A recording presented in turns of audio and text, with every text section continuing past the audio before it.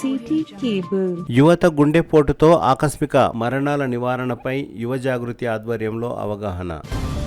యువ జాగృతి మరియు Indian medical association ఆధ్వర్యంలో యువత గుండెపోటుతో ఆకస్మిక మరణాల నివారణపై అవగాహన కార్యక్రమం జరిగింది. గురువారం తాండూరు పట్టణంలోని హిమాలయ రెస్టారెంట్లో ఏర్పాటు చేసిన సమావేశంలో ప్రముఖ కార్డియాలజిస్ట్ దయా వాస్వని పాల్గొన్నారు. ఈ సందర్భంగా కార్డియాలజిస్ట్ డాక్టర్ దయా వాస్వని మాట్లాడుతూ యువత ముఖ్యంగా వ్యసనాలకు దూరంగా ఉండాలని, ఆరోగ్యకరమైన ఆహారపు అలవాట్లు కలిగి శారీరక శ్రమ చేయాలని సూచించారు. 18 సంవత్సరాల నుండే యువకులకు BP, sugar, thyroid, lipid profile లాంటి ఆరోగ్య పరీక్షలు చేయించుకోవాలని సూచించారు. యువకులు ఆరోగ్యంపై అశ్రద్ధ వహిస్తే ప్రాణానికే ప్రమాదం అని తెలిపారు. ఇలాంటి అనుమానాలు ఉన్న సంబంధిత డాక్టర్లను సంప్రదించి వారి సూచనలను ఖచ్చితంగా పాటిస్తూ ప్రతి ఒక్కరూ ఆరోగ్యకరమైన జీవనం కొనసాగించాలని కార్డియాలజిస్ట్ దయా వాస్వాని తెలిపారు. ఈ సందర్భంగా ఇండియన్ మెడికల్ అసోసియేషన్ సభ్యులు డాక్టర్ జయప్రసాద్ మాట్లాడుతూ అందరూ ఆరోగ్యంపై శ్రద్ధ వహించాలని, నాటు వైద్యం, సొంత వైద్యం చేసుకోరాదని సూచించారు. తాండూరు నియోజకవర్గంలో ఇండియన్ మెడికల్ అసోసియేషన్ తరపున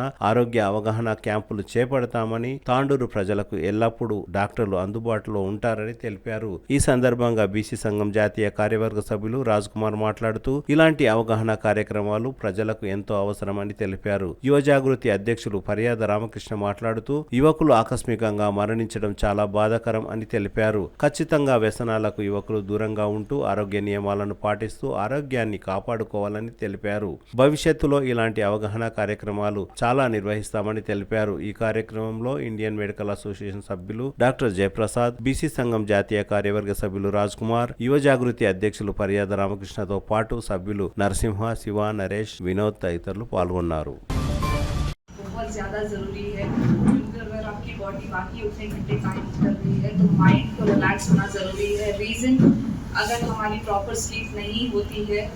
तो हमारा माइंड एक्टिव है, दैट मीन्स कि हमारे माइंड में दो टाइप ऑफ नर्व्स होते हैं, सिंपैथेटिक एंड पैरासिम्पैथेटिक। सिंपैथेटिक मतलब जो बॉडी में हर चीज़ फास्ट करता है, हार्ट बीट फास्ट करता है, बीपी बढ़ाता है, शुगर बढ़ाता है, सब कुछ।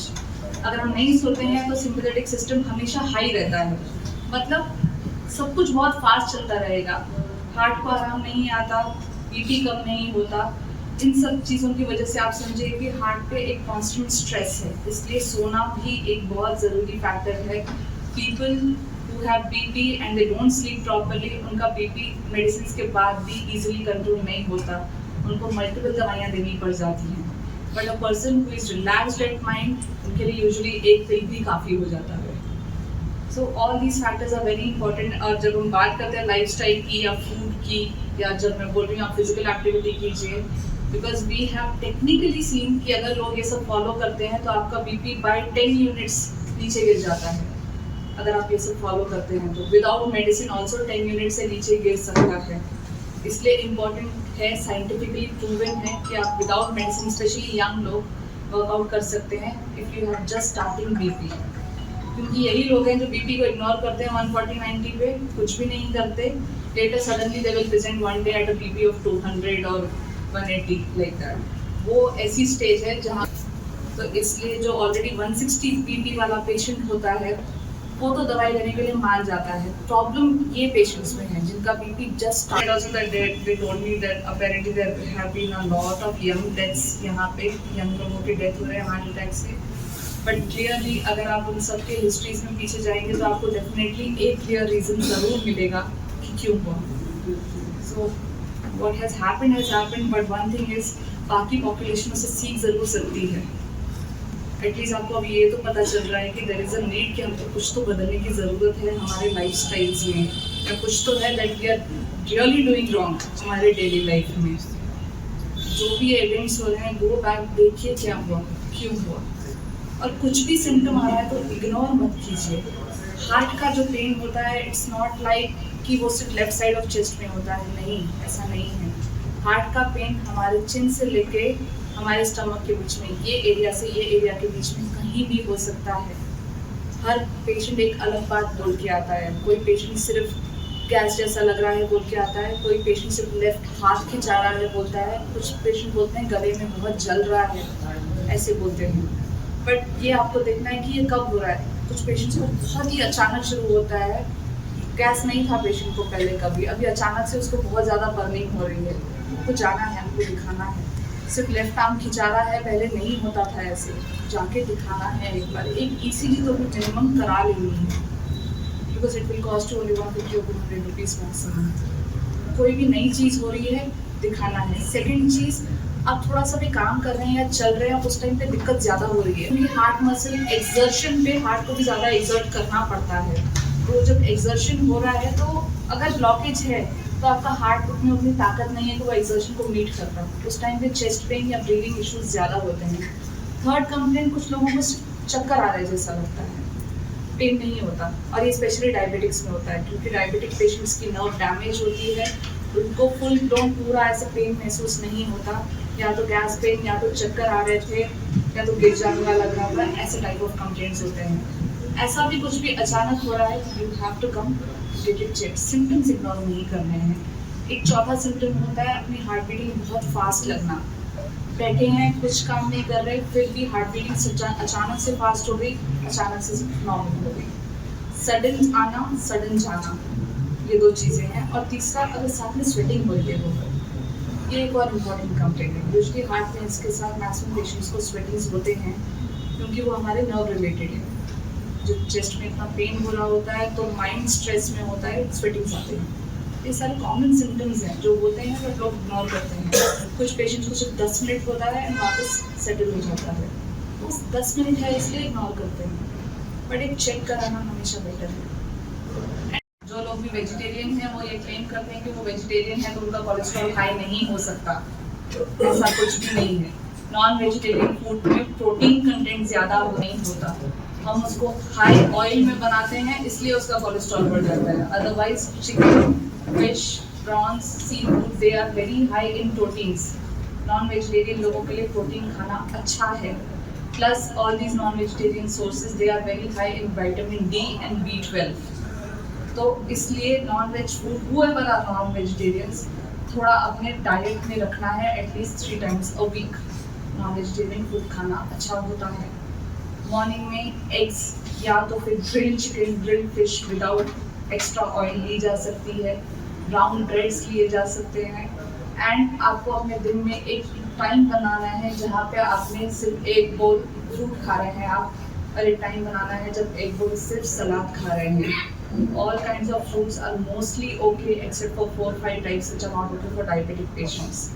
Mangoes, pineapples, banana, सीताफल, sapota, these are few fruits which are very high in carbohydrates, इनको अवॉइड करना है। Rest all the fruits are very good for health, लिए जा सकते हैं। Preferably in the morning hours around 9 o'clock अगर आपका ब्रेकफास्ट है तो 11-11:30 एक bowl fresh fruit will be very good for all the dry fruits. जब भी बीच में भूख लगे तो रादर देन जाके कोई फास्ट फूड खाना, इट्स ऑलवेज बेटर कि आपके जेब में एक छोटा सा डब्बे में आपने ड्राई फ्रूट्स रखे हों, क्योंकि ड्राई फ्रूट से हंगर पैंस जाते हैं। ड्राई फ्रूट में जो फैट्स होते हैं वो गुड फैट्स होते हैं, अच्छे फैट्स होते हैं। हर फैट बैड फैट नहीं होता। ड्राई फ्रूट्स के मेनली आलमंड्स, वॉलनट्स, पीनट्स, इन सब के जो फैट्स होते हैं दे आर गुड फैट्स, वो खाए जा सकते हैं। वो कभी भी हमें भूख लगे तो ऐसी चीज़ों से आपको मंचिंग करनी चाहिए ताकि आपको हंगर पैंस ना हो। 1 bowl rice, brown rice preferable है, बट वाइट राइस जिनका भी बहुत पसंद है, आफ्टरनून आज night preferably keep it chapatis और all kinds of tiffins are also okay. Tiffins भी लो कैलोरीज ही होते हैं अगर आप मसाला डोसा में खा के प्लेन डोसा प्रेफर करें तो। Tiffins are always healthy. All forms of wheat, ragi, bajra, jowar, they can be taken। इसमें से किसी भी रोटी बना के खाएं तो अच्छा ही रहता है। they are good for health because they are natural sources। जो भी किसी को भी हाई फूड खाना है या फैटी फूड खाने का शौक है, इट इज़ ऑलवेज बेटर कि आप मॉर्निंग आवर्स में खाएं बिफोर 1 o'clock। डिनर जितना छोटा और जितना सिंपल होगा उतना अच्छा होगा, उतनी ओबेसिटी मतलब मोटापा नहीं होगा। हर बंदे के लिए उनके हाइट के हिसाब से एक वेट होता है जो करेक्ट होता है। अगर आप 2-3-4 kgs वो वेट से ऊपर है तो दैट्स कॉल्ड ओवरवेट, बट जब आप 6-7 kgs वो वेट से ऊपर हो जाते हैं उसको बोलते हैं ओबेसिटी। मतलब अब वो मोटापा आपकी बॉडी को अफेक्ट करना शुरू करेगा। जब तक आप 3-4 किलो ऊपर है वो सिर्फ ओवरवेट है, वो आपके हाथ में है, बैड इफेक्ट्स नहीं आते। और जब 7-8 किलो ऊपर है इसका मतलब यही है कब मोटापा बढ़ रहा है, आपकी फिजिकल एक्टिविटी कम होगी, अब आपके हार्मोन्स एक्टिव होने लग जाएंगे जो कोलेस्ट्रॉल डिपॉजिट करना शुरू कर देंगे। तो ये कुछ चीज़ें हैं जो हमारे हाथ में है, जिसके लिए आपको कोई डॉक्टर दवाई नहीं देता। हम लोग मोटापे के लिए कोई दवाई नहीं देते, कोई जादू का चूरन नहीं होता, आपने ही मेहनत करनी है अपना कंट्रोल में रखने के लिए। आप क्या खा रहे हो आपके हाथ में है, ये खाइए और ये मत खाइए। Okay, these are very simple things. ये है लाइफस्टाइल। नेक्स्ट कम्स हमारे रिस्क फैक्टर्स। संबंधम ले, okay, less than 1% incidence, that is just a coincidence. మనం ఏదైనా వ్యాక్సిన్ ఇస్తే చిన్న పిల్లలకి ఆ వ్యాక్సిన్ ఇస్తే ఫీవర్ వస్తుంది కదా, కొంతమంది పేషెంట్స్కి ర్యాష్ కూడా వస్తుంది. అది వ్యాక్సిన్ ఒక మెడిసిన్ సైడ్ ఎఫెక్ట్ అంతే. Medicine side effect less than 1% ఉంటేనే మార్కెట్లో వస్తుంది, లేకపోతే మార్కెట్లో అలౌడ్ ఉండదు. సో కరోనా వ్యాక్సిన్కి హార్ట్తో సంబంధం లేదు, అది జస్ట్ ఒక కోఇన్సిడెన్స్. సెకండ్, ఎస్, కరోనా వల్ల హార్ట్ అటాక్ ఫ్రీక్వెన్సీ పెరిగింది. ఏం చేసింది అంటే కరోనా హార్ట్కి బ్లడ్కి థిక్ చేసింది, బ్లడ్ క్లాట్ ఫార్మేషన్ టెండెన్సీ పెరిగింది బాడీలో, దానివల్ల హార్ట్ అటాక్ జరిగింది.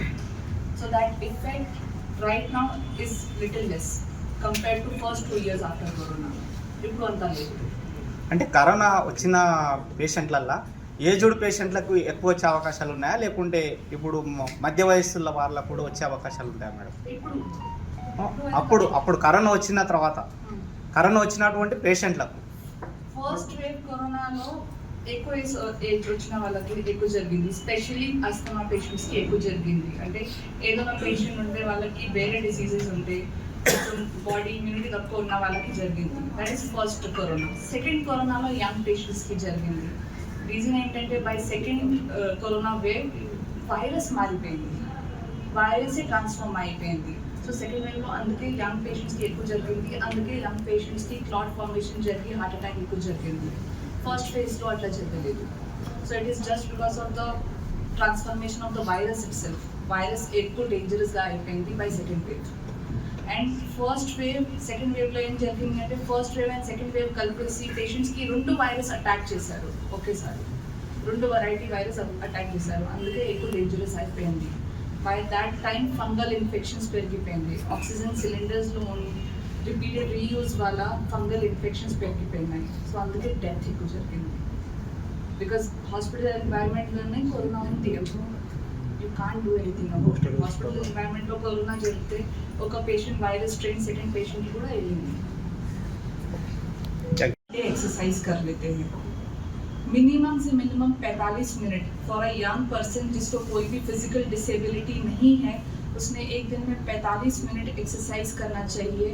एक्सरसाइज से हमारा मतलब है सिंपल वॉकिंग सिर्फ नहीं, थोड़ा जॉगिंग करना है, या तो फिर आधा घंटा वॉकिंग करके आधा घंटा योगा मेडिटेशन, इस फॉर्म ऑफ एक्सरसाइजेस को अडॉप्ट करना है. जिनकी भी पर्सनल लाइफस्टाइल थोड़ी स्ट्रेसफुल है, योगा एक बहुत अच्छा फॉर्म होता है. सिर्फ आप वॉकिंग ना करें, वॉकिंग के साथ योगा भी कंबाइन करें तो मेंटल रिलैक्सेशन, मेंटल स्ट्रेस कम होता है. मेंटल स्ट्रेस भी एक बहुत इंपॉर्टेंट रीज़न होता है हार्ट ब्लॉकेजेस बनने का, कोलेस्ट्रॉल क्रिस्टल्स बनने का, क्योंकि वो हमारे हार्मोन्स को अफेक्ट करते हैं. So first thing is physical activity, walking, fast walking, jogging.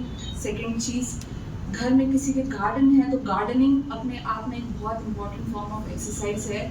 Young लोग साइकिलिंग कर सकते हैं, slow cycling for 40 to 45 minutes daily. अगर ये एक रूटीन रहेगा, स्पेशली अर्ली मॉर्निंग, वो एक बहुत ही अच्छी हेल्दी लाइफस्टाइल होती है. सेकेंड थिंग, कभी भी कोई भी मील लेने के बाद जाके कुर्सी पे बैठना नहीं है. This mainly applies to people जो आजकल वर्क फ्रॉम होम पैटर्न पे हैं. एक ही जगह पे खाना, वहीं पे बैठ जाना, वहीं से उठना और वहीं से उठ के जाके सो जाना. आज की डेट में ये सारे लोगों का BP and cholesterol higher side पे है. रीज़न यही है फिजिकल इनएक्टिविटी. जब भी आप खा रहे हो उसके बाद अपने घर में ही 10 मिनट सिर्फ माइल्ड वॉकिंग, हल्का टहलना, उसके बाद जाके कुर्सी पे जाके वापस काम शुरू करना. इससे होता ये है कि हम जो भी खाते हैं वो स्टमक से फूड नीचे उतरने लगता है. अगर आप बैठे हैं तो स्टमक की भी मोबिलिटी ख़त्म हो जाती है. अगर आप चल रहे हैं तो आपके ऑर्गन्स भी चल रहे हैं. इस केस में 2 चीज़ें, एक तो खाना अच्छा प्रोसेस होता है, सेकंड गैस्ट्रिक इश्यूज भी बहुत कम होते हैं. वरना आप खा के एक जगह पे बैठते हो तो वो पेशेंट्स हमेशा बहुत ज़्यादा बर्फ्स हो रहे हैं, डकार आती है, ये सारी कंप्लेंट्स करते रहते हैं। तो ये बहुत छोटी छोटी चीज़ें जो हम कर सकते हैं, डेली लाइफ में कर सकते हैं, ना पैसे लगते हैं ना एफर्ट।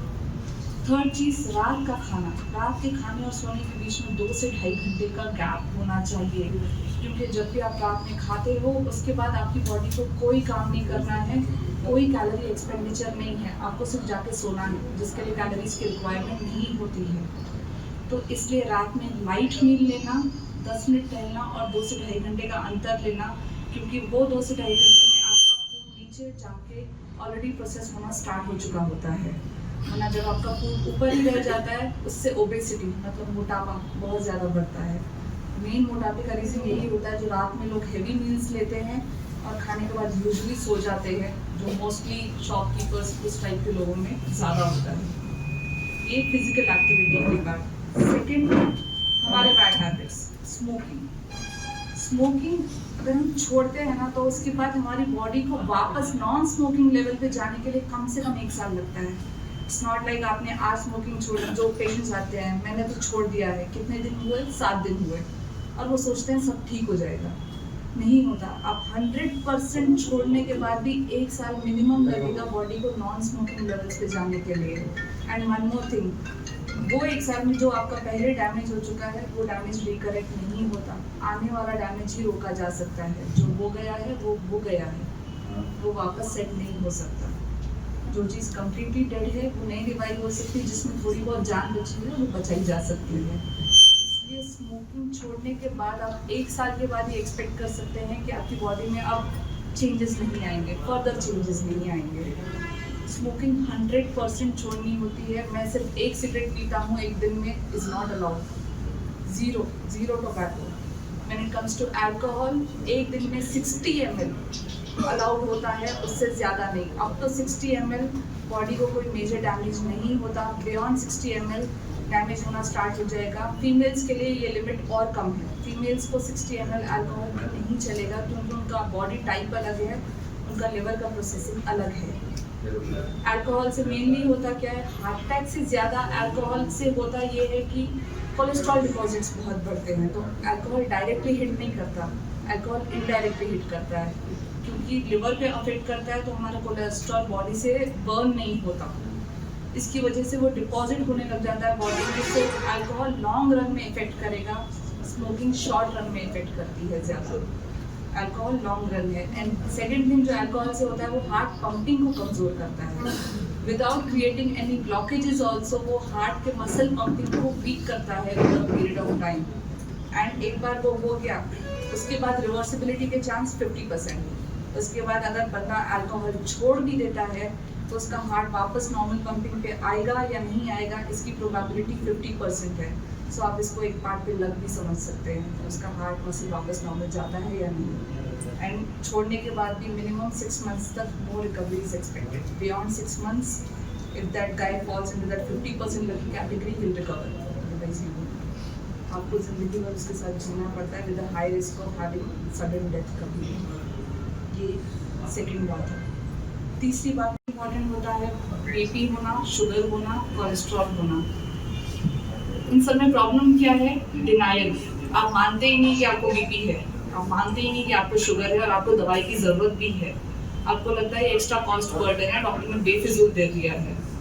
बट हर लाइफस्टाइल के हिसाब से, जैसे इंडिया में भी हर चीज़ के अलग एक गाइडलाइन है कि इंडियन पॉपुलेशन के हिसाब से इतना बीपी सही है।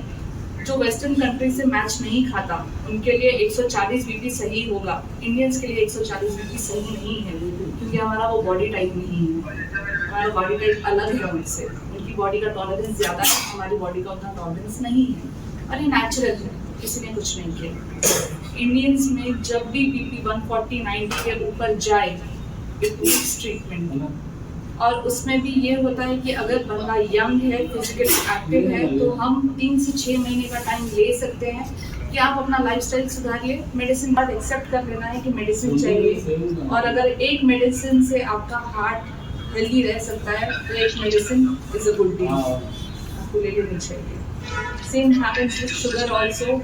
सबसे पहले लोग टेस्ट कराना ही पसंद नहीं करते। सबसे पहले तो गेट योरसेल्फ टेस्टेड, अपना एक टेस्ट कराइए। अगर और आप फिजिकली एक्टिव हैं या आपको पता है कि मैं ये गलतियां करता हूँ अपने लाइफ में, आप सुधारिए 3 महीने, टेक अ टाइम। बट अगर उसके बाद भी नहीं तो फिर you need a medicine. And these days sugar के बहुत अच्छे मेडिसिन हैं जो लेने से अगर शुगर कंट्रोल में हो सकती है तो करनी है। बट वन मोर थिंग, सिर्फ टैबलेट्स काम नहीं करते, आपको अपना लाइफ पैटर्न, आपको अपनी फिजिकल एक्टिविटी बढ़ानी होती है एंड आपको अपना फूड कंट्रोल चाहिए, तभी ये शुगर मेडिसिन काम करेंगे, वरना आपके सिर्फ डोजेस बढ़ते जाएंगे, शुगर कंट्रोल नहीं होगी। एंड लेट्स से आपका शुगर 2 इयर्स अनकंट्रोल्ड है तो इसके बाद वो आपकी बॉडी के सिर्फ हार्ट को नहीं, हर ऑर्गन को अफेक्ट करनी शुरू हो जाएगी। बॉडी की सारी नसें पतली पड़ती जाती हैं शुगर पेशेंट्स में, क्योंकि वो नेचुरली नैरो होती जाती है, उनकी ब्लड कैरी करने की कैपेसिटी कम होती जाती है। ये शुगर की वजह से इनडायरेक्ट चेंजेस जो होते हैं, नसें सिकुड़ जाती हैं एंड एक बार वो सिकुड़ गई तो वो रिवर्सिबल नहीं है, एक बार जो हो गया वो रिवर्सिबल नहीं है। Same third, cholesterol. कोलेस्ट्रॉल भी there is something called as bad cholesterol, LDL, जिसको हम बैड कोलेस्ट्रॉल बोलते हैं। एक हेल्दी बंदा जिसको कोई इशू नहीं है उसका कोलेस्ट्रॉल रहेगा 120 इज ऑल्सो एक्सेप्टेबल। बट एक बंदा जिसको BP है, स्पेशली शुगर है, उसका कोलेस्ट्रॉल 70, जितना लो रख सकते हैं उतना अच्छा। और एक पेशेंट जिसको ऑलरेडी कोई हार्ट का प्रॉब्लम हो चुका है उसका कोलेस्ट्रॉल 50 रखना है। मतलब आपको और क्या शुगर है, हार्ट के इश्यूज हो चुके हैं, किडनी इश्यू, क्या कट ऑफ रखना है वो हर पेशेंट के लिए अलग होता है। जो 100 कोलेस्ट्रॉल एक यंग बंदे के लिए जिसको सिर्फ BP है उसके लिए ओके है, वही 100 कोलेस्ट्रॉल एक शुगर और हार्ट के पेशेंट के लिए ओके नहीं है ज़्यादा इवेंट्स अवॉइड करने के लिए। ఆప్షన్ ఉంది అంటే దేర్ ఆర్ ఇంజెక్షన్స్, మనం ఇవ్వగలుగుతాము, బ్లడ్ థిన్నర్ ఇంజెక్షన్స్ ఉంటాయి ఆ బ్లడ్ క్లాట్ మెల్ట్ చేసుకోవడానికి. So if you take it in the first 3 hours chest pain తర్వాత దానికి ఎఫికసీ 90% పైన ఉంటుంది. బట్ ప్రాబ్లం ఏంటంటే కొంచెం దానికి కూడా ECG అవసరం ఉంటే షాక్ ఇవ్వడం, ఆ ఫెసిలిటీ ఉంటే మనం ఇవ్వగలుగుతాము. బ్లైండ్గా ఇవ్వడం అంటే దట్ ఈస్ ఆల్సో రిస్కీ, ఎందుకంటే అది చాలా స్ట్రాంగ్ మెడిసిన్ ఉంటుంది. దట్ క్లాట్కి మెల్ట్ చేస్తుంది అంటే మీరు అనుకోవచ్చు ఎంత స్ట్రాంగ్ ఉంటుంది. సో దానికి ప్లస్ ఎఫెక్ట్స్ ఉంటాయి అంటే కొంచెం సైడ్ ఎఫెక్ట్స్ కూడా ఉండొచ్చు కదా. సో మన దగ్గర అంత ఫెసిలిటీ కావాలి సైడ్ ఎఫెక్ట్స్ డీల్ చేసుకోవడానికి. ఒకవేళ అదే ఉంటే ఇంజెక్షన్ ఇవ్వాలి, మెయిన్ స్టెంట్ వేసుకోవడం, యాంజియోగ్రామ్ చేసుకోవడం, ఆ ఫెసిలిటీ దూరంగా ఉంటే ఇంజెక్షన్ ఇప్పించాలి. ఎందుకంటే ఏం చేయకుండా ఉంటే దానికన్నా ఏదైనా చేస్తే better. Something is always better than nothing. ఈ ఇంజెక్షన్ మోస్ట్లీ గవర్నమెంట్లో డెఫినెట్గా ఉంటుంది, బికాస్ ఇది గవర్నమెంట్ ప్రోటోకాల్, గవర్నమెంట్ స్టడీస్లో రిజిస్టర్ అవుతాయి. అన్ని ఎన్ని హార్ట్ అటాక్ పేషెంట్స్ వచ్చారు, ఎన్ని ఇంజెక్షన్స్ మనం ఇచ్చాము. एडल्ट मेल के लिए 13 to 16 हीमोग्लोबिन नॉर्मल होता है. जब आपका हीमोग्लोबिन 17-18 होने लगे उसी को हम बोलते हैं कि ब्लड मोटा हो रहा है. दैट मीन्स आपका जो ब्लड में हीमोग्लोबिन का कॉन्सेंट्रेशन है वो बढ़ रहा है. तो ये एक फैक्टर. उसी सेम CBP रिपोर्ट में अगर आप कभी देखेंगे तो उसमें हेमाटोक्रिट बोलते रहता है, PCB बताता है कि ब्लड कितना थिक है और कितना लिक्विड है. ये फैक्टर होते हैं जिससे आप मॉनिटर कर सकते हो. सेकेंड चीज़, जब भी ऐसा हो तो कोई बैड हैबिट है तो उसको रोक दीजिए सबसे पहले. दूसरा, पानी आपको पानी से ही डाइल्यूट करना है. आपको बहुत अच्छा हाइड्रेशन मेंटेन करना है. तो देखना है कि आप डिहाइड्रेट ना हो रहे हो. 3 to 3.5 लीटर्स ऑफ वाटर लेना है. अगर आप रेगुलरली लेते रहेंगे या किसी भी फॉर्म ऑफ टोबैको से दूर रहेंगे, विद इन अ मंथ और 2 यूजुअली हीमोग्लोबिन डाइल्यूट हो जाता है, नेचुरली हो जाता है. अगर उसके बाद भी नहीं होता है तो यूजुअली हम लोग वो पेशेंट से ब्लड डोनेट करवाते हैं. मतलब आप समझिए कि आपने 250 ml ऑफ ब्लड निकाल दिया शरीर से, तो उतना हीमोग्लोबिन का कॉन्सेंट्रेशन बाहर चला गया. और उसके बाद फिर आप बैड हैबिट बंद करके वापस वाटर इंटेक बढ़ाना है, उससे कम होगा. थर्ड चीज़, मेडिसिन भी होते हैं बट यूजुअली वो बहुत रेयरली ज़रूरत पड़ती है. यूजुअली इन 2 चीज़ों से मैनेज हो जाते हैं. First thing you have to do is check pulse ఎలా చెక్ చేయాలి ఇప్పుడు అందరికీ తెలుసు. ఇక్కడ మనకి బోన్ పీన్ అవుతుంది, ఈ బోన్ పైన 3 ఫింగర్స్ ప్రెస్ చేసుకోవాలి అంతే. ఒకవేళ ఈ హార్ట్ బీట్ మొత్తం లేదు, పేషెంట్ రెస్పాండ్ అవ్వట్లేదు, కింద పడిపోయారు, స్టార్ట్ సిపిఆర్ కూడా ఎలా చేయాలి అంటే you have to pump continuous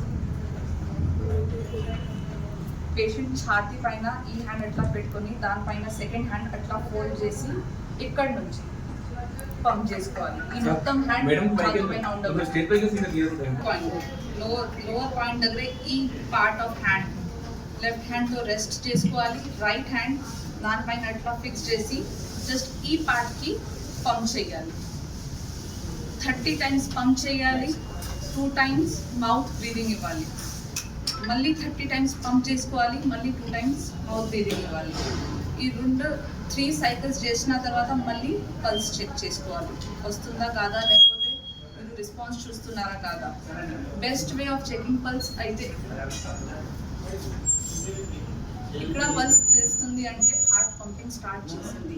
ఎక్కడైనా మనకి పంపింగ్ తెలిసిపోయింది అక్కడ సిపిఆర్ స్టాప్ చేసుకోవాలి. ఆ తర్వాత తొందరగా పేషెంట్కి షిఫ్ట్ చేసుకోవాలి ఏదైనా మెడికల్ సెంటర్. సో ఇమ్మీడియట్గా స్టార్ట్ చేయాలంటే దిస్ ఈజ్ 1 పల్స్. ఈ పల్స్ చూడాలి. ఇక్కడ మన సెంటర్ ఉంది, ఇక్కడ ఈ మసిల్ కనిపిస్తుంది. ఈ 2 మధ్యలో జస్ట్ ప్రెస్ చేసుకోండి, పల్స్ ఫీల్ అవుతుంది. This is best way of checking pulse. ఒక పేషెంట్ పడిపోయారు కింద ఖతం అవుతున్నారు అంటే అది అనిపిస్తే ఇక్కడ చెక్ చేయాలి, కనిపించట్లేదు. హ్యాండ్ దిస్ పార్ట్ ఓన్లీ, మొత్తం హ్యాండ్ రెస్ట్ చే అవసరం లేదు. దిస్ ఇది ఎట్లా ఎట్లా పెట్టి అండ్ షోల్డర్స్తో ప్రెషర్ ఇవ్వాలి. నా హ్యాండ్ ఈ ఒక్కటే లైన్లో ఉండాలి, అప్పుడే సిపిఆర్ కరెక్ట్ పనిచేస్తుంది. అంటే మీరు రిస్ట్ బోన్తో ప్రెషర్ ఇవ్వాలి. ఇక్కడ నుంచి ఎట్లా పెట్టి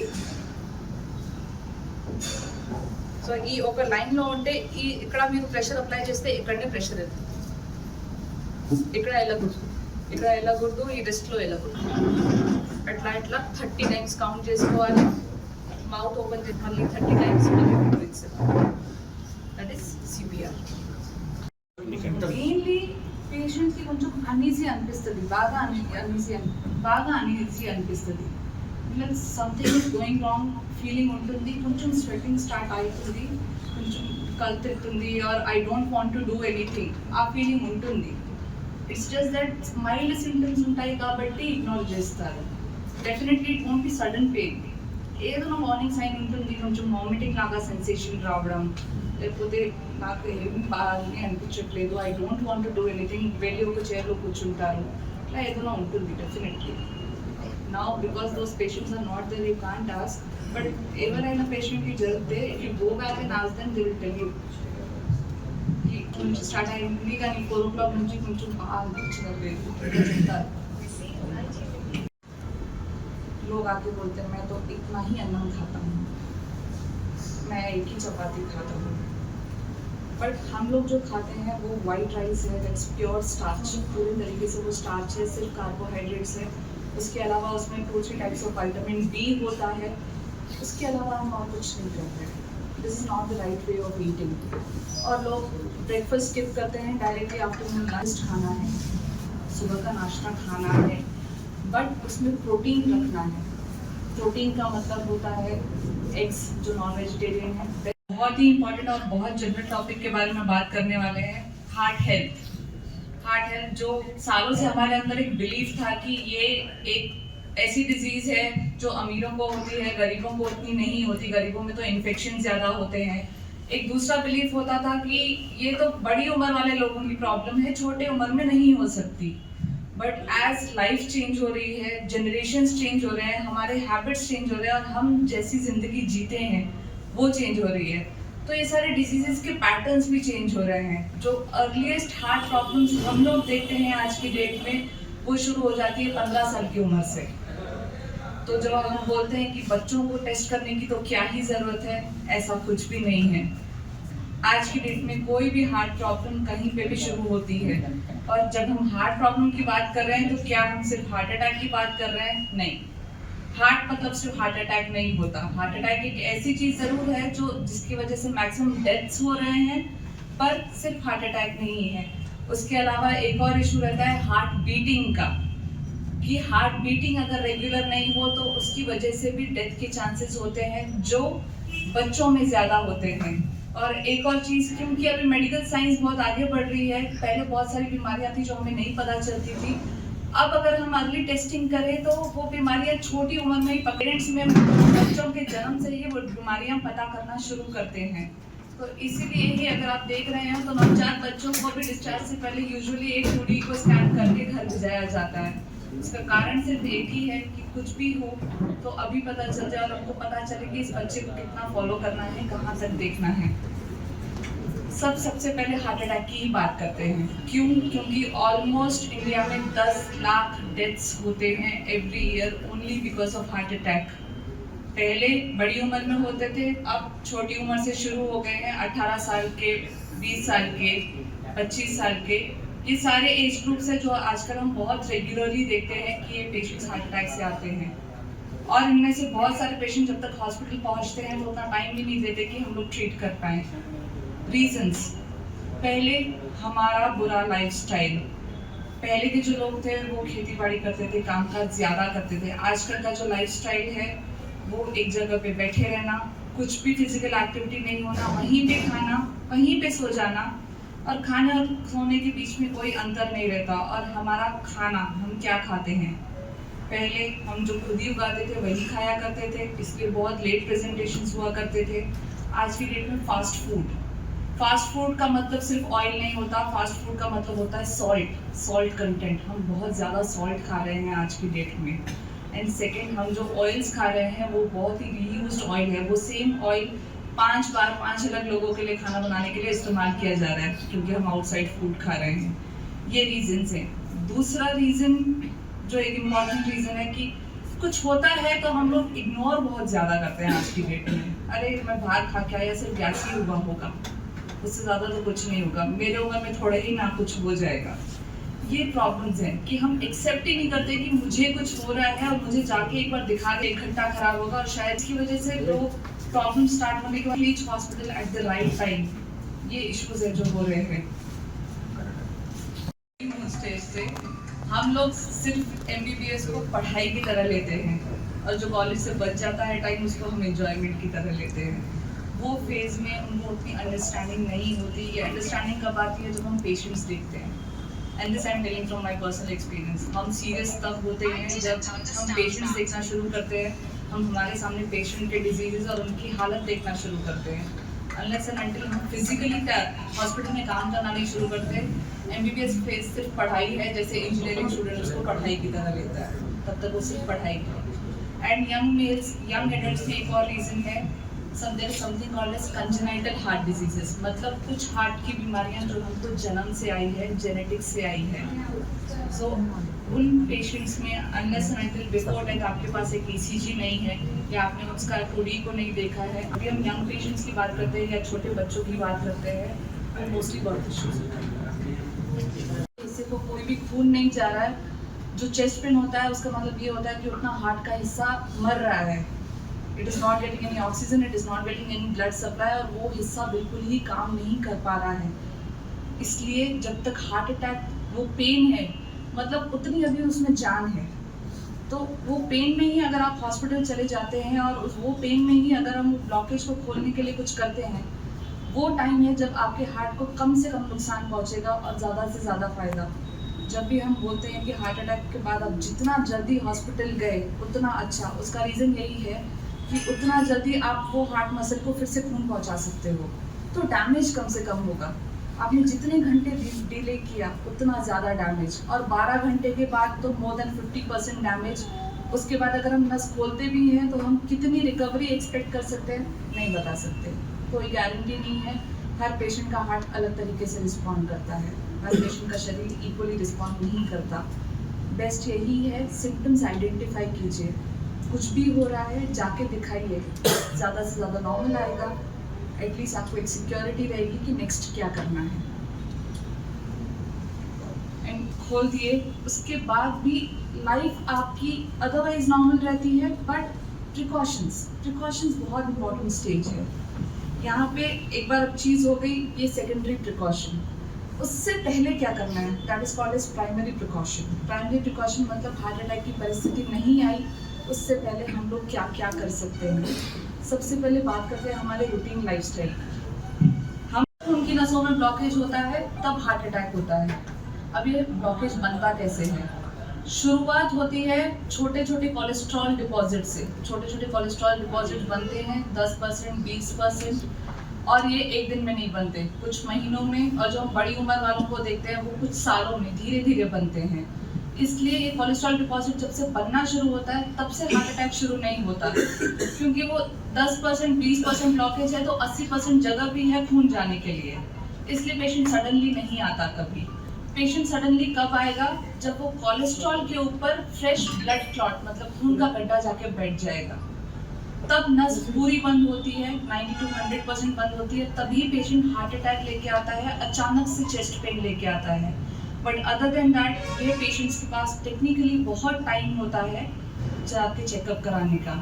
जो आजकल यंग पेशेंट्स में हो रहा है वो फ्रेश ब्लड क्लॉट है, खून की चिकनाई बढ़ रही है, खून ज़्यादा स्टिकी बन रहा है। उनके लिए मेन कारण अगर आप यंग पॉपुलेशन में देखेंगे, या तो उनको बहुत स्ट्रॉन्ग फैमिली हिस्ट्री है, फैमिली में किसी को हुआ है, या वो स्मोकर्स होते हैं। टोबैको बहुत इम्पॉर्टेंट रीज़न है ये होने का यंग एज ग्रुप में। ओल्ड एज में बहुत रीजंस होते हैं, बट यंग एज ग्रुप में टोबैको बहुत इंपॉर्टेंट रीज़न है इन एनी फॉर्म। सिगरेट हो, किसी तरीके का गांजा टाइप स्मोकिंग, कोई सब्सटेंस स्मोकिंग हो, या फिर आपके आसपास लोग स्मोक कर रहे हैं और आप डेली उस एनवायरनमेंट में हो, जिसको हम बोलते हैं पैसिव स्मोकिंग। दूसरे स्मोक कर रहे हैं, आप सिर्फ उस हवा में सांस ले रहे हो, that is equally an important reason. Tobacco खाना, उससे सिर्फ माउथ कैंसर्स के रिस्क नहीं होते, वो टोबैको अल्टीमेटली आपका जो मसूड़े होते हैं उससे अब्जॉर्ब हो रहा है, खून में जा रहा है। किसी भी form of tobacco use is very dangerous. Young population में वो बहुत इंपॉर्टेंट रीज़न है, मोर इम्पॉर्टेंट दैन अल्कोहल, क्योंकि अल्कोहल एक परमिसिबल अमाउंट में चलता है। बट सिगरेट स्मोकिंग, एक सिगरेट भी ओके नहीं है, एक सिगरेट भी ओके नहीं है।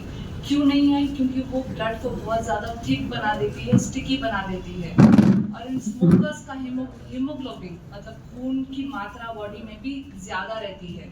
जैसे कम खून होना एक प्रॉब्लम है, ज़्यादा खून होना भी एक प्रॉब्लम ही है। अगर 16 हीमोग्लोबिन नॉर्मल है एक मेल के लिए, तो अगर उसका हीमोग्लोबिन 18 है तो वो नॉर्मल नहीं है, वो प्रॉब्लम है। कोई भी चीज़ अगर ज़्यादा थिक होगी तो वो उतना अच्छे से फ्लो नहीं करेगी। जैसे आप मान लीजिए मिल्क बहुत ज़्यादा गाढ़ा है तो उतना तेज़ी से फ्लो नहीं करेगा, रुक रुक के जाएगा। सेम ब्लड के साथ भी होता है, अगर आपका हीमोग्लोबिन ज़्यादा है, खून गाढ़ा हो जाएगा और वो नसों में इजीली फ्लो नहीं करता, नसों की दीवारों को चिपकने लगता है, वहाँ से ब्लड क्लॉट फॉर्म होना शुरू होता है। सडन ब्लड क्लॉट्स इसीलिए ही फॉर्म होते हैं। यूजुअली वो पेशेंट को या तो जन्म से हाई कोलेस्ट्रॉल या स्मोकिंग की आदत, या फैमिली में किसी को हार्ट स्ट्रोक हो रखा है, ये रीजंस होते हैं। तो ऐसे पेशेंट्स को सबसे पहले तो जिनको फैमिली में एक हिस्ट्री है उनको अपना टेस्टिंग 18 साल की उम्र से करना शुरू करना है, भले कोई दिक्कत हो या ना हो। एंड दूसरा ये सडन हार्ट अटैक की बात है। जब धीरे धीरे कोलेस्ट्रॉल क्रिस्टल्स बनते हैं, जब वो ब्लॉकेज 50% से ऊपर होने लगता है, वहाँ पे पेशेंट को हल्के हल्के सिम्टम्स आते हैं, मतलब तेज चलने पे दम चढ़ना, या कोई भी काम करें तो जल्दी थकावट महसूस होना। बट ये सिम्टम्स को हम लोग उतना ध्यान नहीं देते हैं, इग्नोर करते हैं। इग्नोर नहीं करना है, ये पॉइंट है जहाँ पे आपको जाके टेस्ट करना है। अगर हम सिर्फ इंडियन पॉपुलेशन की भी बात करें तो इंडियन गाइडलाइंस के हिसाब से हर इंडियन ने 18 साल की उम्र में अपना first BP check, cholesterol check, sugar test check, ये सब कर लेना चाहिए। जस्ट इन केस सब कुछ कम्प्लीटली नॉर्मल है तब आप 2-3 साल में एक बार करें तो चलता है। बट कुछ भी अगर अबनॉर्मल है तो वो एज है जहाँ आपको चीज़ें करना और प्रिकॉशंस लेना स्टार्ट करना है। So this is one thing. మనకి అనేకమైన లోపట చర్యలు జరిగి గుండెపోటు కారణమవుతున్నాయి. అదొకటి. రెండవది, మనం ఎటువంటి వ్యాయామం చేయట్లేదు. మనం డైరెక్ట్ వస్తున్నాం, ఇక్కడ కూడా లిఫ్ట్ ఎక్కుతున్నాం, బైక్ మీద వస్తున్నాం, బైక్ నుంచి బైక్ మీద వెళ్తున్నాం, ఎక్కడ నడక అనేది లేదు. ఇంత నడిస్తే అది అదృష్టంగా భావించాలి. నడిచేవాడికి బైక్ లేదని మనం ఫీల్ అయ్యి చాలా నెగిటివ్గా తీసుకుంటున్నాం. మూడవది, మనలో మానసిక ప్రశాంతత నడిచింది. కోట్లు ఉంటున్నాయి, కార్లు ఉంటున్నాయి, అన్నీ ఉంటున్నాయి, మానసిక ప్రశాంతత ఎవరికి ఉండట్లేదు. దీనికోసం మనం యోగా మెడిటేషన్ కంపల్సరీ చేయాల్సిన అవసరం ఉంది. ఆహార నియమాలు తీసుకోవాలి, వ్యాయామం చేయాలి, మానసిక ప్రశాంతత చేయాలి. ప్లస్ మనము ఇప్పుడు ఎట్లా అంటే, ఒకప్పుడు ఓరి నిజాము పిశాచమా కానరాడు నీ వంటి రాజు మాకెన్నడే, నీ తీగలను తెంపి అగ్నిలో దింపినావు నా తెలంగాణ కోటి రత్నాల వీణ అన్నట్టు దాశరథి. కోటి రత్నాల వీణ తెలంగాణ పోయి కోటి వైన్ షాప్ల నిరజన తయారైంది. ఇంత అంటే నేను ఎవరు ఏ పార్టీకి సంబంధించలేను, ఇది మనం తెచ్చుకున్న ప్రాబ్లమే. మన ఇంట్లో ఇప్పుడు ఒకప్పుడు ఎక్కడో తాగేది ఇంట్లోనే తాగుతున్నారు, పోలీసులు పట్టేస్తున్నారు. ఇది సమాజంకి ఏం చూపెడుతున్నాం అంటే మన ఇంట్లో తాగినప్పుడు మన పిల్లలు కూడా చూస్తున్నారు. సో మనము పెద్దగా అయిన తర్వాత వాళ్ళకి తాగద్దని చెప్పగలుగుతాం. రెండోది, మనము వ్యాయామం చేస్తే వాళ్ళు కూడా వ్యాయామం చేస్తారు, మనం మొబైల్ చూస్తే వాళ్ళు కూడా చూస్తారు. వాళ్ళు టీచర్లు చెప్పేది కేవలం 3 నుంచి 4 గంటలే, మిగతా సమయం అంతా మన ఇంట్లోనే గడుపుతారు. సో మననే ఫాలో అవుతారు, అది మనం బాగా గమనించాలి. మనం ఏదో నోరు గురించి ఉందా అని చెప్పి దాన్ని ఎగబడి తింటున్నాం. మన పూర్వీకుల ఫుడ్ ఇప్పటికు పర్మనెంట్ ఫుడ్ అండ్ పర్ఫెక్ట్ ఫుడ్గా పరిగణించబడుతుంది. రాగులు, నూనెలు, జవలు ఇవన్నీ కలిపి. సో మనం కూడా మన నేల పండిన పంటలు తిన్నప్పుడే మనకి ఇది ఉంటుంది. నూనెలు మెయిన్గా వైట్ కలర్ ఉన్నాయి, అవాయిడ్ చేయండి. అది సాల్టే కానీ, మైదే కానీ, రైసే కానీ, పిండే కానీ, అంటే న్యాచురల్ ఫుడ్స్ మనము భూమి నుంచి పండినే కాకుండా దాన్ని రీప్రాసెస్లో చేసిన ఫుడ్ తినడం వల్ల ఈ ప్రాబ్లమ్స్ తయారవుతున్నాయి. దాన్ని అవాయిడ్ చేసుకోవాలి. రెండోది, వ్యాయామం కంపల్సరీ. 30 నుంచి 45 నిమిషాలు డైలీ వాకింగ్ చేస్తారా, ఎక్సర్సైజ్ చేస్తారా, జిమ్ పోతారా, ఆట ఆడతారా, అవి మన పరిస్థితిని బట్టి చేసుకోవాలి. కానీ కంపల్సరీ వారంలో 5 రోజులు కంపల్సరీ చేయాల్సిన పరిస్థితి. 4, స్మోకింగ్, గుట్కా ఇవన్నీ మనం మానేసుకోవాలి. అది చాలా వరస్ట్ థింగ్. ఎందుకంటే ఒక్క స్మోకింగ్ అనేది అది ఎట్లా కాలుతుందో మన శరీరంలో ప్రతి భాగం కూడా అట్లా కాలుస్తుంది. స్మోకింగ్ వల్ల రాని క్యాన్సర్ అంటూ లేదు. నోటి నుంచి మొదలు పెడితే మన పేరు వరకు అన్ని క్యాన్సర్ స్మోకింగ్ వల్లనే వస్తాయి. లంగ్ క్యాన్సర్ కావచ్చు, లివర్ క్యాన్సర్ కావచ్చు, కిడ్నీ క్యాన్సర్ కావచ్చు, ప్రాస్టేట్ క్యాన్సర్ కావచ్చు, పేగు క్యాన్సర్ కావచ్చు. సో ఇన్ని క్యాన్సర్ల కారణంగా ఒక్క స్మోకింగ్ బంద్ చేయడానికి మనం ఎందుకు పడుతుందో తెలుస్తుంది. ఇంకోటి, ఇది తాగడం అనేది మన వెస్టర్న్ నుంచి వచ్చిన కల్చర్. అక్కడ శీతల -డిగ్రీ టెంపరేచర్ ఉంటాయి కాబట్టి వాళ్ళు వైన్, విస్కీలు అవి తాగుతారు. మనం ఎండాకాలం కూడా అదే తాగుతున్నాం. ఎంత దౌర్భాగ్యంగా భావించాలి అనేది మనం ఇది చేసుకోవాలి. రెండోది, సరే అయితే లిమిటేషన్ అది ఇంత జాగ్రత్తతో ఉంటే మనం అంత ఫ్యూచర్ను నెట్టుకోగలుగుతాము. మనం నెక్స్ట్ జనరేషన్కి ఒక సందేశం ఇవ్వగలుగుతాం. కారే రాజు రాచములు గలిరే గర్వోన్నతిని పొందిరే వారే సిరి మూట కట్టుకొని పోవంజాలిరే అంటారు బ్రహ్మ మా భాగవతంలో. ఎంతో మంది రాజు, ఎందుకంటే కొంతమంది ఏదైతే సమాజానికి సేవ చేశారో, రాణా ప్రతాప్ సింగ్, కాకతీయులు, లేదంటే కృష్ణదేవరాయలు, వీళ్ళని గుర్తు చేస్తున్నాం. ఎందుకు? వాళ్ళు మన సొసైటీకి మంచి చేశారు కాబట్టి వాళ్ళని గుర్తు చేస్తున్నాం. సో నేను ముఖ్యంగా వేదిక మీద చెప్పింది, పర్ఫెక్ట్ డాక్టర్లు కలవండి. ముఖ్యంగా కొన్ని జరుగుతున్నాయి, క్యాన్సర్లకు కూడా చెట్ల మందు పనిచేస్తాయి, కిడ్నీ స్టోన్లో కూడా చెట్ల మందు పనిచేస్తాయి, అన్నిటి చెట్ల మందు. ఇది తప్పు. దేని మీద రీసెర్చ్ అవుతుందో దాని మీదనే తీసుకోండి. ఉన్నాయి ఆయుర్వేదిక్ ప్రొడక్ట్స్ ఉన్నాయి, లైక్ లివర్ డిసీజ్కి వాటి ఉన్నాయి. అవి వాడినప్పుడు మనకు తగ్గుతాయి, కానీ దాని మీద రీసెర్చ్ జరగబడి ఉంటుంది. జరగని మనం చెట్ల మందులు రాసి చాలా మంది కిడ్నీ ఫెయిల్యూర్ అయ్యి, లివర్ ఫెయిల్యూర్ అయ్యి నా దగ్గరకు వస్తున్నాం. చాలా బాధ అనిపిస్తుంది, మనం ఎంత వెనుకబడతానే ఉన్నామో. దీన్ని గమనించాలి. మీరు నేను నా ఫోన్ నెంబర్ కూడా ఇస్తాను, తీసుకోండి. 9849748469 9849748469. ఎటువంటి ప్రాబ్లం ఉన్నా ఫోన్ చేయండి. నేను దాదాపు 50 నుంచి 100 క్యాన్సర్ కేసులను కీమో రేడియోథెరపీ ఆరోగ్యశ్రీలో ఫ్రీగా చేయించాను. ఎన్నో క్యాన్సర్ కేసులు మన తాండూలో చేయించాను. అట్లా మీరు ఎన్నో ఇట్లాంటివి ఉన్నప్పుడు మీరు డౌట్ చేసి చేసుకుని చెట్ల మంది తాగి మళ్ళీ మొత్తం కిడ్నీ ఖరాబ్ అయిన తర్వాత వస్తే ఒక ట్రాన్స్ప్లాంటేషన్ దాదాపు 5 నుంచి 10 లక్షలు పడుతుంది. సో ఒక చిన్న చెట్ల మంది తాగడం వల్ల ఇంత నష్టపోతాం. సో ఇది గమనించి మీరు ఏదైనా డౌట్ ఉంటే నాకు ఫోన్ చేయండి. ఈ క్యాన్సర్ అయినా కానీ, కిడ్నీ స్టోన్స్ అయినా కానీ, స్పైన్స్ ప్రాబ్లమ్ కానీ, మన ఒకసారి ఎందుకు చనిపోయాడు 18 ఇయర్స్ అనే దానికి మనం రీసెర్చ్ చేయాలంటే పోస్ట్ మార్టం చేయాలి. కానీ పోస్ట్ మార్టం ఎంతమంది యాక్సెప్ట్ చేస్తారు? యాక్సెప్ట్ చేయరు. ఎంతమంది షుగర్ యాక్సెప్ట్ చేస్తారు? ఎంతమంది బీపీ యాక్సెప్ట్ చేస్తారు? ఇవన్నీ యాక్సెప్టెన్స్ వచ్చినప్పుడే రియాక్టింగ్ మన దగ్గర అవుతుంది. ఇప్పుడు వచ్చింది పోదు. షుగర్ ఒకసారి వచ్చినట్టే మ్యారేజ్ చేసుకున్నట్టే మనం ఉండిపోవాల్సింది. బీపీ వచ్చిందంటే, కానీ దాన్ని కంట్రోల్ పెట్టుకుంటే షుగర్, బీపీ చాలా సేఫ్. కానీ దాన్ని యాక్సెప్ట్ చేసే గుణాన్ని మనం తెచ్చుకున్నప్పుడే దాన్ని డామినేట్ చేయగలుగుతాం. మూడోది ఏంటంటే చాలా సింపుల్, ఇవన్నీ మన చేతిలో. మేడం చెప్పిన ఇవన్నీ మన చేతిలో ఉన్న పని. ఎక్సర్సైజ్ చేయడం మనం చేసుకోవచ్చు, ఫుడ్ హ్యాబిట్స్ మనం చేసుకోవచ్చు, యోగా మనం చేసుకోవచ్చు. ఇదేం లక్షల కోట్లు పెట్టి కొనాల్సిన అవసరం లేదు. బట్ ఏదైనా ప్రాబ్లం వచ్చినప్పుడు మాత్రం లక్షల కోట్లు పెట్టాల్సి వస్తుంది. సో సింపుల్లీ గోయింగ్ థింగ్స్ మనం లాక్స్ క్రోర్స్ దగ్గర తెచ్చుకుంటాం. So primarily prevention is better than cure అన్నట్టు. ప్రివెన్షన్ అనేది ప్రైమరీ ఎలిమెంట్గా తీసుకున్నప్పుడే, మనం యాక్సెప్టెన్స్ తీసుకున్నప్పుడే మనం ఇవన్నీ మనం సాల్వ్ చేయగలుగుతాం. సో मैडम वेरी आपके लिए बहुत बहुत धन्यवाद, इतना वंडरफुल लेक्चर देने के लिए, और धन्यवाद सबसे. నిజంగా కర్తవ్య తోలతో మనం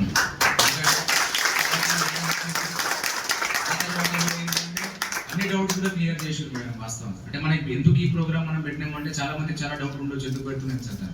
మన కాన్సెప్ట్ ఏంటంటే యువత మాతో ఉన్న సడన్ గా నిన్న కనిపించిన ఈ రోజు మొత్తం కూడా మాయమవుతా ఉన్నారు. తాండూరులో వాస్తవంగా చౌరస్తా నుంచి పోవాలంటే భయమైన పరిస్థితికి వచ్చింది. అంటే ఎవరు ఏ టైంలో ఫోటోగా మారుతారు అని చెప్పి చాలా ఇబ్బందులు ఎదురవుతున్నాయి. అందరికి అవేర్నెస్ ఉంది, అందరు యాక్టివ్ ఉంటున్నారు, అందరికి అవేర్నెస్ ఉంది. ఇక్కడ మన మెయిన్ ప్రాబ్లం ఏంటంటే మనం డాక్టర్ దగ్గరికి పోకుండా యూట్యూబ్ని గూగుల్ని నమ్ముతున్నాం. నమ్మి అది కూడా కంప్లెక్షన్స్ ఉంటాయి. ఒక డాక్టర్ ఒకలాగా చెప్తారు, ఇంకో డాక్టర్ ఒకలాగా చెప్తారు. బట్ డాక్టర్ యాక్చువల్లీ ఒక డాక్టర్ చెప్తే అది వేరే ఉంటుంది. కాబట్టి అది శంఖంలో పోస్తే తీర్థం అవుతుంది అన్నట్లు డాక్టర్ చెప్తే దానికి వాల్యూ ఉంటుంది. దాంట్లో మనం చిరసారికి మనం ఈ ఆలోచన షేర్ చేయడం జరిగింది. మేడం టైం తీసుకోవడం, ఇంత ప్రీషియస్ టైంలో మేడం టైం ఇవ్వడం. వాస్తవం చెప్పాలంటే మేమే క్లాస్ ఒక గంట సేపు చెప్తాం, మేడం 1.5 hour క్లాస్ చెప్పింది. అంటే ఎవరి కోసము అంటే వాస్తవంగా మన కోసము, మన అవేర్నెస్ కోసం కాబట్టి డౌట్లను కూడా క్లియర్ చేయడం జరిగింది. కాబట్టి once again madam thank you very much for your concern. మనం కూడా దీని ద్వారా మనం చెప్పేది ఏంటి అంటే అవగాహన కార్యక్రమాలు పెట్టడానికి కూడా కారణం అంటే వాళ్ళు సార్లు కూడా సహకారం మనకు ఉన్నది. అంటే IMA Tandur Indian medical association IMA సహకారం కూడా మనకు ఉంది.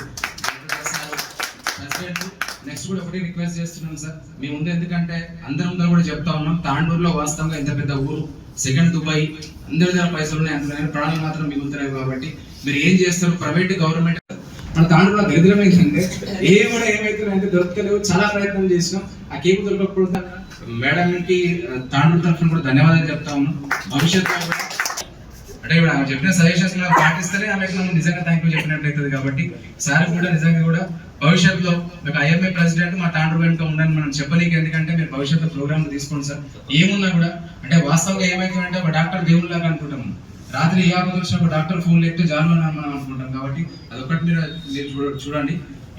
క్రౌడ్ ఎక్కువ కావడం కావచ్చు, అనేక ఇవి కావచ్చు, దాంతో ఇక్కడ అవైలబిలిటీ లేకపోవడం కూడా ఉంది. కాబట్టి ఖచ్చితంగా తాండూరు కోసం మీరు కూడా ఉంటారు, ఆ ధైర్యం అయితే మాకుంది.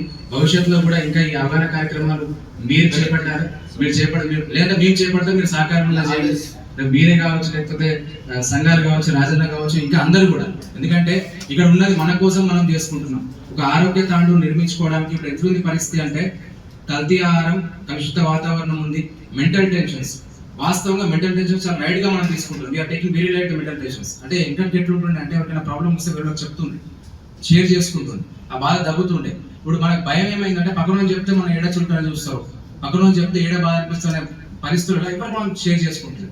చాలా మంది వాస్తవంగా చెప్తున్నా, చాలా మందికి మెంటల్ టెన్షన్స్ ఇస్తున్నాయి, చాలా మంది ఇది బయటకు చెప్పలేకపోతాం. అంత అయిపోయిన తర్వాత తెలుస్తూ ఉన్నది. కాబట్టి మీకు ఏ ప్రాబ్లం ఉన్నా ఏమున్నా కూడా ఫ్రెండ్స్ అనేటోళ్ళు ఉంటారు, రియల్ ఫ్రెండ్స్, ట్రూ ఫ్రెండ్స్ అనేటోళ్ళు ఉంటారు. సిగ్గుపడాల్సిన అవసరం లేదు. ఎందుకంటే లాస్ట్ ప్రాణాన్ని తెచ్చుకోకండి, చెప్పండి. చెప్తే ఏమైతే అంటే వాళ్ళు సజెషన్ ఇస్తారు. ఇంకోటి అందరు కూడా రిక్వెస్ట్ చేస్తున్నారు ఏంటంటే ఎవరైనా మనకు సమస్య చెప్తే ఆ సమస్యను రిసీవ్ చేసుకుని దాని పరిష్కార మార్గం మనం చెప్పాలి. పరిష్కార మార్గం చెప్పకపోయినా పర్లేదు, కానీ వాళ్ళని మాత్రం ఇబ్బంది పెట్టదు. ఇక్కడ చాలా మందికి ఏమవుతున్నదంటే ఎవరైనా సమస్య చెప్తే వాళ్ళ పని అయిపోయిందని మనం చెప్తా ఉన్నాం. కాబట్టి సమస్య చెప్పిన అందరికి సమస్యలు వస్తాయి. ఈరోజు నాకు వస్తుంది, రేపు మీకు వస్తుంది, రేపు ఇంకోనికి వస్తుంది. కాబట్టి సమస్య ఉంటే ఆ సమస్యను పరిష్కారం చేయకపోయినా పర్లేదు, కానీ ఆ సమస్యను జటిలం చేయడానికి మాత్రం తీసుకురాలి. ఇంకోటి ఏమైతుందంటే ఎవరైనా మనకు సమస్య చెప్తే ఆ సమస్య మనం 10 మందికి అందరికి చెప్తా ఉన్నాం, వాళ్ళు ఇంకెక్క బాధ పెడుతున్నాం మనం. కాబట్టి అవన్నీ లేకుండా మనం చూసుకొని, ఇంకోటి మేడం చెప్పినట్లు వాస్తవంగా కూడా చాలా ఏం చేస్తున్నామంటే లైట్ గా తీసుకుంటాం. అందరికి అవేర్నెస్, అందరు ఎడ్యుకేటెడ్, కానీ చాలా లైట్ గా తీసుకుంటారు. ఎందుకంటే ఆ భయంతోనే మనం ఈ అవేర్నెస్ ప్రోగ్రామ్ పెట్టడం జరిగింది. ఎందుకంటే ఒకసారి మనం రిమైండ్ చేయడం, అందరికీ తెలుసు, ఒకసారి మనం రిమైండ్ చేయడం ఏంటంటే మన ఆరోగ్యం మనం కాపాడుకోవాలి. ఎందుకంటే ఒక మనిషి పైన ఒక కుటుంబం ఆధారపడి ఉంటుంది. ఎంత డబ్బున్నా ఏమున్నా కూడా కుటుంబం ఆధారపడి ఉంటుంది. మనం లేని లోటు ఎవరు తీర్చలేరు. కాబట్టి ఆ కుటుంబం కోసం మనం ఉండాలి. ఏ మాత్రం మనకు డౌట్ వచ్చినా, ఏ మాత్రం ఇది వచ్చినా కూడా దాన్ని మొత్తం క్లియర్ చేసుకునే పరిస్థితులు మనం ఉండాలి. కాబట్టి ఆ విధంగా మనం ముందరుకోవాలని భవిష్యత్తులో కూడా, ఎందుకంటే ఇది అవగాహన కార్యక్రమం ఒకటి మనం తీసుకోవడం జరిగింది. భవిష్యత్తులో కూడా హెల్త్ అవేర్నెస్ సంబంధించి కావచ్చు, తాండూరు డెవలప్మెంటల్ హాస్పిటల్ కావచ్చు, అనేక కార్యక్రమాలు కూడా మనం తీసుకుంటాం. ఇలాంటి డాక్టర్లు ప్రోత్సహిస్తే వస్తాగా కూడా. ఎందుకంటే మేడం ఈ year times of India icon health care award కూడా మేడం తీసుకోవడం జరిగింది. ఎందుకంటే వాస్తవంగా ఒక డాక్టర్ అంటే ఎట్లుంటారంటే టైం ఇవ్వడం, మాస్క్ వెళ్ళిపోతే మనం లంగ్ క్యాన్సర్ మనం ప్రివెంట్ చేసుకోవచ్చు. మళ్ళీ మెయిన్గా స్టోన్స్, ఈ స్టోన్స్ వల్ల కిడ్నీ స్టోన్స్ చాలా ఎక్కువైతున్నాయి. సో కిడ్నీ స్టోన్స్ వచ్చినప్పుడు చిన్నగా 5 mm 10 mm ఉంటే ఇబ్బంది లేదు. మినిమం 10 పైన ఉన్నప్పుడు మనం దాన్ని కేర్లెస్ చేయడము, లేదంటే చెట్ల మంది తాగడం వల్ల ఆ కిడ్నీ స్టోన్స్ పోకపోగా అసలు వాటర్ తాగి కొన్ని చేస్తే కిడ్నీ స్టోన్ పడిపోతుంది. అది కాకుండా అనవసరంగా ఈ చెట్ల మంది కూడా కిడ్నీ ఫెయిల్ అవుతున్నాయి, చాలా డేంజరస్. ఒకసారి కిడ్నీస్ ఫెయిల్ అయ్యంటే మళ్ళీ రీట్రాన్స్ప్లాంట్ చేయాలంటే 5 నుంచి 10 లక్షలు పడుతుంది. మూడో విషయం ఏంటంటే రోడ్స్ బాగాలేదు. సరే ఇది ఏదైతే ఉన్నా మనం స్పీడ్, అతిమీరి స్పీడ్ వల్ల ఈ బ్యాక్ ముందు సర్వైకల్ స్పాండిలైటిస్ మోస్ట్ కామన్గా వస్తున్నాయి. సో ఇది కూడా మన ప్రాంతంలో ఉన్న ప్రాబ్లమ్స్ నేను ఎక్కువ చెప్తున్నాను. హైయెస్ట్ టీబీ కేసెస్ నా హాస్పిటల్ నుంచి డిటెక్ట్ అయ్యాయి. Highest TB cases in most Vikarabad district లో హైయెస్ట్ టీబీ కేసెస్ నేను డిటెక్ట్ చేశాను. లక్కీలీ అంటే పేరు రివీల్ చేయలేదు కానీ అందరు మంచి ఉన్నారు దేవుని దేవాల. టీబీ అంటే భయపడే జబ్బే రాదు. ఇప్పుడు 6 months మంచి ట్రీట్మెంట్ తీసేసుకుంటే మనకంటే వండర్ఫుల్ అవుతారు. అట్లా హెచ్ఐవి పేషెంట్ కూడా చాలా బ్రహ్మాండంగా. ఇప్పుడు హెచ్ఐవి ఎట్లయిందంటే నేను హెచ్ఐవికి ఇన్ఛార్జ్ ఉంటుంది. అందరు భయపడే కాలంలో నేను గవర్నమెంట్ హాస్పిటల్ హెచ్ఐవి ఇన్ఛార్జ్ ఉన్న బెస్ట్ డాక్టర్ అవార్డు కూడా వచ్చింది హెచ్ఐవి నుంచి. హెచ్ఐవి వచ్చిన ఇప్పుడు నేను చూస్తున్నాను 30 years కూడా ఇంకా సర్వైవ్ ఉన్నారు. వచ్చిన తర్వాత 30 ఏళ్ళు ఉన్నారంటే మనిషి అంతకంటే గొప్పతనం ఏముంది. సో నేను అనేది ఏంటంటే మనం మొహమాటానికి దీనికి ఇంతకుముందు కృష్ణ కరెక్ట్ చెప్పారు. మనకు ఒక 4 విషయాలు చాలా బాగుండాలి. ఒకటి మానసిక స్థైర్యం ఉండాలి. మనం క్యాన్సర్ కూడా జయించవచ్చు. మంచి మిత్రులను కలిసి ఉండాలి. దీనివల్ల మనం షేర్ చేసుకునే అవగాహన కలుగుతుంది. మంచి నడవడి ఉండాలి. మంచి ఆరోగ్యం ఉండాలంటే మంచి నడవడి ఉండాలి. మంచి ఆహార పదార్థాలు తినాలి. ఇవన్నీ మనం నేర్చుకున్నప్పుడు మనకి ఎటువంటి జబ్బులు రావు. ఇవన్నీ కోల్పోయిన తర్వాత జబ్బులు వచ్చిన తర్వాత ఎన్ని లక్షలు పెట్టినా మనం రికవర్ కాదు. సో ఇవన్నీ గుర్తించి మెయిన్గా మన పొల్యూషన్ గురించి, క్యాన్సర్ల గురించి మెయిన్గా ఒకసారి క్యాన్సర్ అవగాహన కూడా పెడదామని ఆలోచిస్తున్నాము. ఎందుకంటే క్యాన్సర్ రేట్ కూడా చాలా గ్యాదర్ చేస్తుంటాం. బట్ మన కండిషన్ వేరే ఉంటుంది, యూట్యూబ్ కండిషన్ వేరే ఉంటుంది. కాబట్టి గ్రౌండ్ లెవెల్ రియాలిటీ అనేది డాక్టర్ ముందర ఉంటేనే మనం అడగలుగుతాం. కాబట్టి వాళ్ళు కూడా టైం ఇస్తుంది, మేడం కూడా ప్రీషియస్ టైం ఇస్తుంది. కాబట్టి ఇంకెవరైనా డౌట్ ఉంటే క్లియర్ చేసుకుంటే లాస్ట్ కంక్లూజన్ మనం చేసుకోవచ్చు. క్రౌడ్ ఎక్కువ కావడం కావచ్చు, అనేక కావచ్చు, దాంతో ఇక్కడ అవైలబిలిటీ లేకపోవడం కూడా ఉంది. కాబట్టి ఖచ్చితంగా అంటే తాండూరు కోసం మీరు కూడా ఉంటారు, ఆ ధైర్యం అయితే మాకుంది. భవిష్యత్తులో కూడా ఇంకా ఈ అవగాహన కార్యక్రమాలు మీరు చేపట్టారు, లేదా మేము చేపడితే మీరు సహకారం చేయాలి. మీరే కావచ్చు, లేకపోతే సంఘాలు కావచ్చు, రాజన్న కావచ్చు, ఇంకా అందరూ కూడా. ఎందుకంటే ఇక్కడ ఉన్నది మన కోసం మనం చేసుకుంటున్నాం. ఒక ఆరోగ్య తాండూరు నిర్మించుకోవడానికి ఇప్పుడు ఎట్లుంది పరిస్థితి అంటే కల్తీ ఆహారం, కలుషిత వాతావరణం ఉంది, మెంటల్ టెన్షన్స్. వాస్తవంగా మెంటల్ టెన్షన్స్ చాలా రైట్ గా మనం తీసుకుంటాం. We are taking very right mental tensions. అంటే ఇంకా ఎట్లుంటుండే అంటే ఎవరికైనా ప్రాబ్లం వస్తే వీళ్ళకి చెప్తుంది, షేర్ చేసుకుంటుంది, ఆ బాధ తగ్గుతుండే. ఇప్పుడు మనకు భయం ఏమైందంటే పక్కన చెప్తే మనం ఏడ చుట్టాలని చూస్తావు, పక్కన చెప్తే ఏడ బాధ అనిపిస్తున్న పరిస్థితుల్లో ఎవరు మనం షేర్ చేసుకుంటుంది. చాలా మంది వాస్తవంగా చెప్తున్నా, చాలా మందికి మెంటల్ టెన్షన్స్ వస్తున్నాయి, చాలా మంది ఇది బయటకు చెప్పలేకపోతాం. అంత అయిపోయిన తర్వాత తెలుస్తూ ఉన్నది. కాబట్టి మీకు ఏ ప్రాబ్లం ఉన్నా ఏమన్నా కూడా ఒక ఫ్రెండ్స్ అనేటోళ్ళు ఉంటారు, రియల్ ఫ్రెండ్స్, ట్రూ ఫ్రెండ్స్ అనేటోళ్ళు ఉంటారు. సిగ్గుపడాల్సిన అవసరం లేదు. ఎందుకంటే లాస్ట్ ప్రాణాన్ని తెచ్చుకోకండి, చెప్పండి. చెప్తే ఏమైతే వాళ్ళు సజెషన్ ఇస్తారు. ఇంకోటి అందరూ కూడా రిక్వెస్ట్ చేస్తున్నారు ఏంటంటే ఎవరైనా మనకు సమస్య చెప్తే ఆ సమస్యను రిసీవ్ చేసుకుని దాని పరిష్కార మార్గం మనం చెప్పాలి. పరిష్కార మార్గం చెప్పకపోయినా పర్లేదు, కానీ వాళ్ళు మాత్రం ఇబ్బంది పెట్టరు. ఇక్కడ చాలా మందికి ఏమవుతున్నదంటే ఎవరైనా సమస్య చెప్తే వాళ్ళ పని అయిపోయిందని మనం చెప్తా ఉన్నాం. కాబట్టి సమస్య చెప్పిన అందరికి సమస్యలు వస్తాయి. ఈరోజు నాకు వస్తుంది, రేపు మీకు వస్తుంది, రేపు ఇంకోనికి వస్తుంది. కాబట్టి సమస్య ఉంటే ఆ సమస్యను పరిష్కారం చేయకపోయినా పర్లేదు, కానీ ఆ సమస్యను జట్లం చేయడానికి మాత్రం తీసుకురాలి. ఇంకోటి ఏమైతుందంటే ఎవరైనా మనకు సమస్య చెప్తే ఆ సమస్యను మనం 10 మందికి అందరికి చెప్తా ఉన్నాం, వాళ్ళు ఇంకెక్క బాధ పెడుతున్నాం మనం. కాబట్టి అవన్నీ లేకుండా మనం చూసుకొని, ఇంకోటి మేడం చెప్పినట్లు వాస్తవంగా కూడా చాలా ఏం చేస్తున్నాం అంటే లైట్ గా తీసుకుంటాం. అందరికి అవేర్నెస్, అందరు ఎడ్యుకేటెడ్, కానీ చాలా లైట్ గా తీసుకుంటారు. ఎందుకంటే ఆ భయంతోనే మనం ఈ అవేర్నెస్ ప్రోగ్రామ్ పెట్టడం జరిగింది. ఎందుకంటే ఒకసారి మనం రిమైండ్ చేయండి, అందరికీ తెలుసు, ఒకసారి మనం రిమైండ్ చేయడం ఏంటంటే మన ఆరోగ్యం మనం కాపాడుకోవాలి. ఎందుకంటే ఒక మనిషి పైన ఒక కుటుంబం ఆధారపడి ఉంటుంది. ఎంత డబ్బున్నా ఏమున్నా కూడా కుటుంబం ఆధారపడి ఉంటుంది. మనం లేని లోటు ఎవరు తీర్చలేరు. కాబట్టి ఆ కుటుంబం కోసం మనం ఉండాలి. ఏ మాత్రం మనకు డౌట్ వచ్చినా, ఏ మాత్రం ఇది వచ్చినా కూడా దాన్ని మొత్తం క్లియర్ చేసుకునే పరిస్థితులు మనం ఉండాలి. కాబట్టి ఆ విధంగా మనం ముందరుకోవాలని భవిష్యత్తులో కూడా, ఎందుకంటే ఇది అవగాహన కార్యక్రమం ఒకటి మనం తీసుకోవడం జరిగింది. భవిష్యత్తులో కూడా హెల్త్ అవేర్నెస్ సంబంధించి కావచ్చు, తాండూరు డెవలప్మెంటల్ హాస్పిటల్ కావచ్చు, అనేక కార్యక్రమాలు కూడా మనం తీసుకుంటాం. ఇలాంటి డాక్టర్లు ప్రోత్సహిస్తే వస్తాగా కూడా. ఎందుకంటే మేడం ఈ year times of India icon health care award కూడా మేడం తీసుకోవడం జరిగింది. ఎందుకంటే ఇప్పుడు మన తాండూరు పట్టణంలో చెన్నై సూపర్ బజార్, కలకత్తా మరియు Tiruvur cotton mela super big sale ప్రత్యేకంగా లేడీస్, మెన్స్ మరియు గర్ల్స్ అండ్ బాయ్స్. మహిళల కోసం ప్రత్యేకంగా churidars, tops, middies, skirts, leggings, T shirts మరియు నైట్ వేర్స్. మగవారి కోసం jeans, T shirts, shirts, track pants మరియు షార్ట్స్. పిల్లలకు అన్ని రకాల jeans, T shirts, sweaters, skirts, middies, frocks, leggings మరియు night wears. Chennai super bazaar Tandur పట్టణంలోని వినాయక చౌక్ లో ప్రారంభించారు. అందరికీ అందుబాటు ధరలోనే లభించును. ఎక్కడా లేని విధంగా మన తాండూరు పట్టణంలోనే చెన్నై సూపర్ బజార్, వినాయక చౌక్, తాండూరు.